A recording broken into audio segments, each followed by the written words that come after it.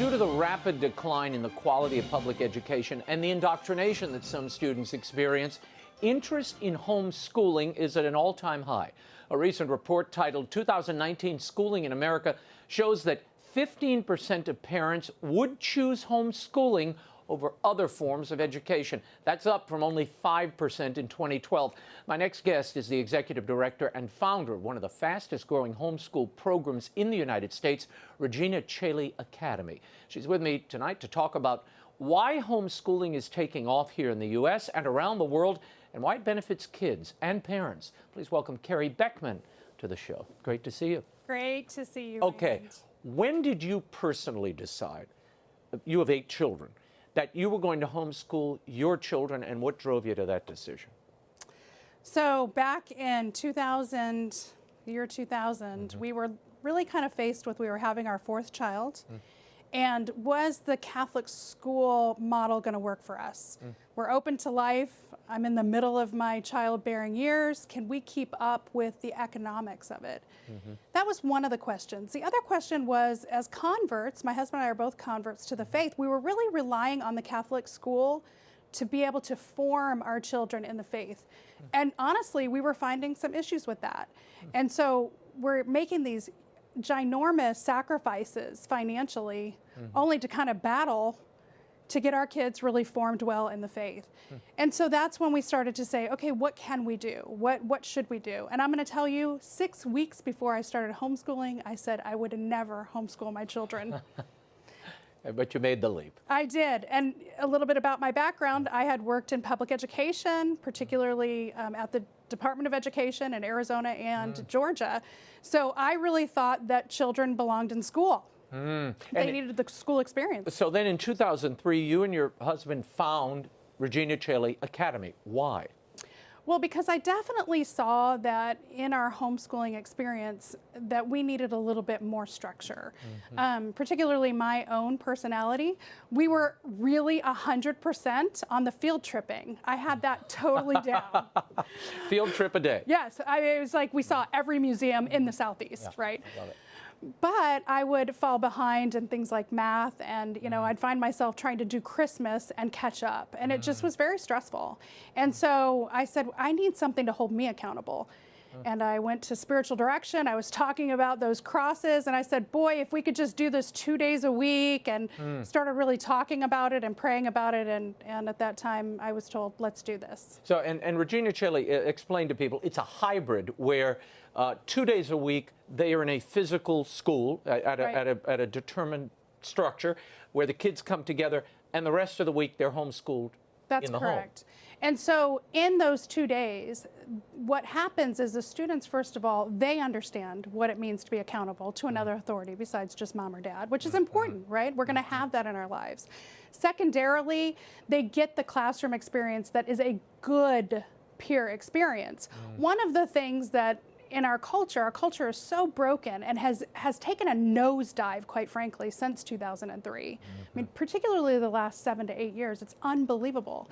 And so now we have classes of 30, 12-year-old boys and girls all trying to teach each other 5 days a week, and they're not teaching each other math, right?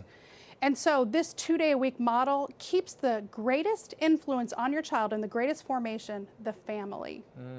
With a healthy amount of peer influence. And who's teaching? Who is teaching in the program? Are you bringing teachers in, or is it parents? We do both. Firstly, you'll be amazed at the gifts and talents that homeschooling parents have. I mean, most of my moms are very highly degreed people, everything from doctors to pharmacists to chemists.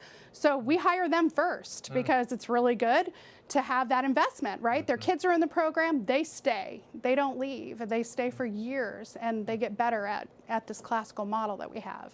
Secondarily, we do bring in people from the outside to share up things like physics or Latin if we need it. Well, what is the acceptance rate in college? This is always the big question. You homeschool the kid, but can he go on to the next level of education. Absolutely. And I will tell you that colleges seek us out. And it's mostly because this university style of learning that they're already in, the 2-day-a-week model, it's not a transition when they go to college. They're used to it. They're used to being able to have that independence and the expectation that they're going to be ready for the next class meeting time. Why do you think you all have expanded? I mean, you're now in 7 states, you've got 12 campuses, you're in the UK now. Why has it taken off the way it has and spread beyond Georgia? Actually, now, Raymond, we're actually bigger than the 12 cities. We're now in 11 states and 16 cities, wow, okay. just so you know. Yes, Thanks, and staff, the UK. For those statistics. Go ahead. So, that's but good it's news. been fast, okay? Just don't be easy on them because it's been fast. Yeah. I think the reason that we're expanding is sadly because the lack of choice out there. There really is not a choice. If you want your child raised morally and formed intellectually, faith and reason, you have about 2 options, in my estimation. Straight homeschool or find a good hybrid model. I want to share with you, this is a mother in the UK, a homeschooling parent who had this to say about her experience. Watch. As a primary school teacher and private tutor, I'm really enjoying home ed, but it has its challenges too. Mostly for me, the weight of doing it alone. I was very excited then to have the opportunity to be part of the Regina Caeli Academy, and I will be one of the teachers starting in September. I'm looking forward to this incredible opportunity to educate our children together in a guided, close community using a tried and tested curriculum. The heart of this is the idea that parents are the first educators. They're being educated by teachers and other parents, but you are still driving the whole process. I imagine this experience is one you hear often. What is driving parents to do this, to dedicate this kind of time to homeschooling? What are you hearing here in the United States specifically, where they say, you know what, I don't want to be a part of that public or that Catholic education, I'm going to do this at home? So I'm hearing a couple of things. Firstly, you know, we are living in militants of ideological corruption, right? It's a militant now aspect to it. For example, here in Fairfax County, they now have a non-exemption clause. You can't even exempt your kindergartner out of hearing about Johnny wants to be Joanne, right? I mean, these are times that we never even thought we would live in. Back when I was in school, if your parents didn't want you in sex ed, you went to the library, you went to the gym, right?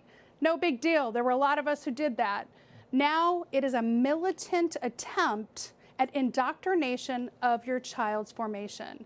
So you don't have a choice anymore. How do you parent that?